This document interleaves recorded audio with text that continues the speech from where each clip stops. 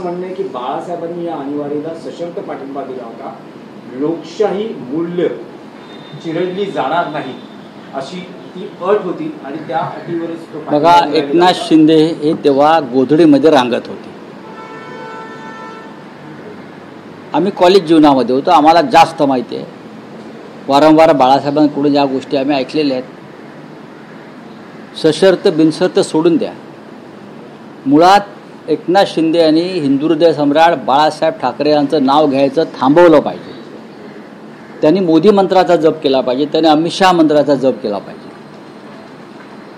अमित शहानी त्यांना जी शिवसेना बिदागीत दिलेली आहे ती बिदागी ते सांभाळण्याचा प्रयत्न करतात, पण शिवसेनेच्या विचारांचा जो वारसा आहे तो त्यांना अजिबात पेलवणार आहे. आणीबाणीला माननीय हिंदू हृदय सम्राट बाळासाहेब ठाकरे यांनी देशाला शिस्त लावण्यासाठी पाठिंबा दिला. आणीबाणीमध्ये इंदिरा गांधींच्या 20 कलमी कार्यक्रमाला सुद्धा शिवसेना प्रमुखांनी पाठिंबा दिला. एकनाथ शिंदेना काही माहीत नाही, ते बरळत आहेत. आम्ही होतो ना, आम्हाला माहिती आहे. जर त्यांना काय धडे हवे असतील आणीबाणीत बाळासाहेबांची भूमिका काय होती तर त्यांचा क्लास घ्यायला आम्ही तयार आहोत. मी स्वतः तयार आहे. माझा एक शिदोरी अंकात एक काँग्रेसचा लेख प्रसिद्ध झाला, तो त्यांनी वाचावा.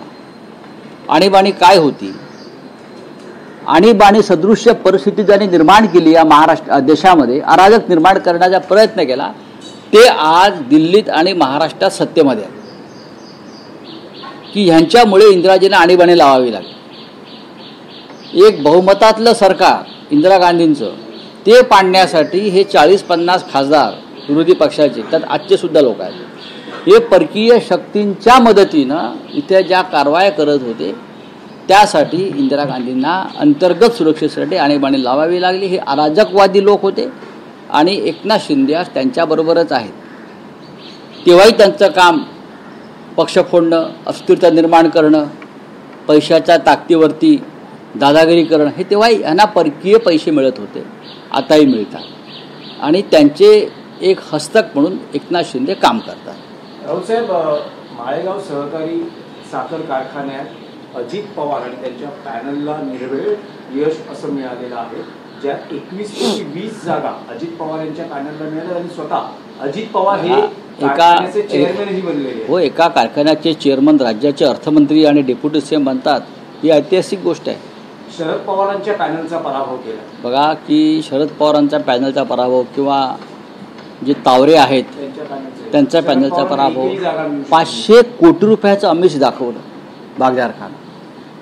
हे 500 कोटी रुपये अजित पवार आपल्या खिशातले देत आहेत? नाही ना. हे 500 कोटी रुपये तुम्ही सरकारच्या तिजोरीतूनच देणार आहात ना. बाकी इतर सर्व प्रकल्प तुम्ही रोखून ठेवलेले आहात, पैसे नाही. राज्यावर कर्जाचा भार वाढतोय, पण आपल्या एका गावातल्या कारखान्यासाठी ते 500 कोटी रुपये द्यायला तयार आहेत. यालाच साध्या सोप्या भाषेमध्ये सरकारी पैशाचा अपव्यय आणि भ्रष्टाचार म्हणतात. बोले आपका क्या है? एक प्रश्न आहे, भास्कर जाधव संदर्भातला प्रश्न आहे की भास्कर जाधव सतत अलीकडे जी विधानं करतात, आजही त्यांचं स्टेटस आहे ते असं म्हणतात, वेळीच एखाद्या व्यक्तीची किंमत समजून घ्या, वेळ गेल्यावर पश्चाताप करत बसणं वाया आहे. आणि दुसरं ते असं म्हणतात, दिवा जळत असतानाच तुपाची गरज असते, विझल्यानंतर